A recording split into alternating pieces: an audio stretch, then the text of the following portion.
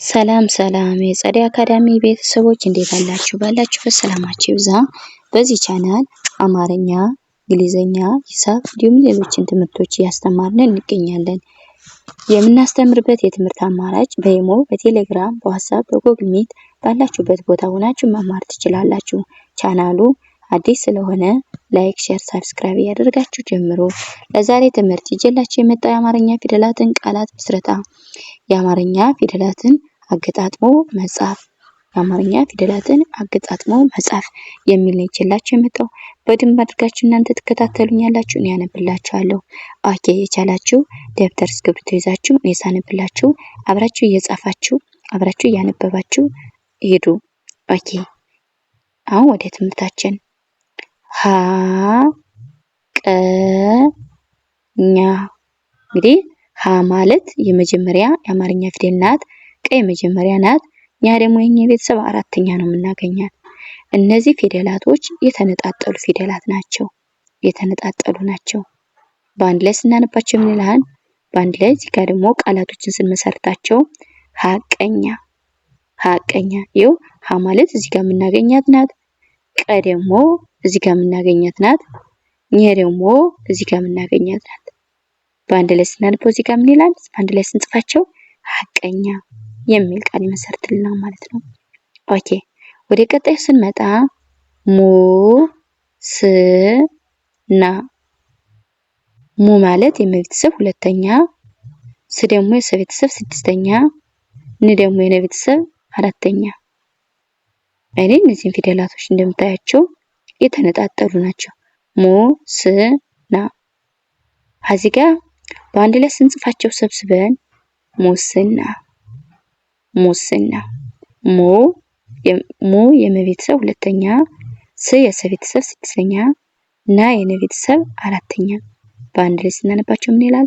ሙስና የሚል ቃል ይመሰርትልናል ማለት ነው። ኦኬ፣ ወደ ቀጣይ ስንመጣ እንደገና ል ማ ት። ል ማለት የለቤተሰብ ስድስተኛ፣ ማ ደግሞ የመቤተሰብ አራተኛ፣ ት ደግሞ የተቤተሰብ ስድስተኛ። እነዚህ ፊደላቶች እንደምታያቸው የተነጣጠሉ ናቸው። የተነጣጠሉ እነዚህን በአንድ ላይ ስንጽፋቸው ምን አይነት ቃላት ይሰጡናል? ል ማ ት፣ ልማት። ይኸው ል ማለት እዚህ ጋር የምናያት የመጀመሪያ ናት። የለቤተሰብ ስድስተኛ ናት። ማ ደግሞ የመቤተሰብ እዚህ ጋር የምናገኛት አራተኛ ናት። ት ደግሞ የተቤተሰብ ስድስተኛ የምናገኛት ናት። በአንድ ላይ ልማት የሚል ቃል ይሰጠናል ማለት ነው። ኦኬ፣ ወደ ቀጣይ ስንመጣ ሀ ብ ት። ሀ ማለት የመጀመሪያ ናት ብያቸዋለሁ። ብ ደግሞ በቤተሰብ ስድስተኛ፣ ት ደግሞ የተቤተሰብ ስድስተኛ። እነዚህ ፊደላቶች የምታዩቸው የተነጣጠሉ ፊደላት ናቸው። የተነጣጠሉ ፊደላት እዚህ ጋር በአንድ ላይ ስንጽፋቸው ምን የሚል ቃላት ይሰጡናል? ሀብት፣ ሀብት፣ ሀብት የሚል ቃል ትርጉም ያለው ቃል ይመሰርቱልናል ማለት ነው። ኦኬ፣ ወደ ቀጣይ ስንመጣ ተማሪ። ተ ማለት የመጀመሪያ ናት። ማ የመቤተሰብ አራተኛ፣ ሬ ደግሞ የረቤተሰብ ሶስተኛ። በአንድ ላይ ስናነባቸው እነዚህን በአንድ ላይ ስንጽፋቸው እዚህ የተነጣጠሉ ፊደላት ናቸው። ተማሪ፣ እዚህ ጋር ተማሪ፣ ተማሪ። ተ ማለት የመጀመሪያ፣ ማ አራተኛ የምናገኛት የመቤተሰብ፣ ሬ ደግሞ የረቤተሰብ ሶስተኛ። ተማሪ የሚል ቃል ይመሰርትልናል ማለት ነው። ኦኬ፣ ወደ ቀጣዩ ስንመጣ እንደገና መሬት፣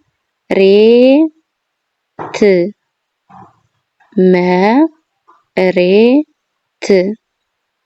እነዚህ ፊደላቶች የተነጣጠሉ ናቸው። እነዚህን በአንድ ላይ ሰብሰብ አድርጌ ስጽፋቸው ምን ይላሉ? መሬት። ይኸው መሬት፣ መሬት፣ መሬት፣ መሬት የሚል ቃል ይመሰርትልናል ማለት ነው። ኦኬ፣ ወደ ቀጣይ ስንመጣ እንደገና ጠመቀ። ጠ ማለት የመጀመሪያ ፊደል ናት ብያቸዋለሁ። ቀ ማለት የመጀመሪያ ናት። ጠ የመጀመሪያ፣ መ የመጀመሪያ፣ ቀ የመጀመሪያ። እነዚህ ፊደላቶች የተነጣጠሉ ናቸው። በአንድ ላይ ስንሰባስባቸው ጠመቀ ጠመቀ የሚል ቃል ይመሰርቱልናል ማለት ነው። ጠመቀ። ወደ ቀጣዩ ፊደል ስንሄድ ፈተና ፈተና ፈ ማለት የመጀመሪያ ፊደል ናት። ተ የመጀመሪያ ናት። ና ደግሞ የነ ቤተሰብ አራተኛ። እነዚህ ፊደላቶች የተነጣጠሉ ናቸው እንደምታያቸው።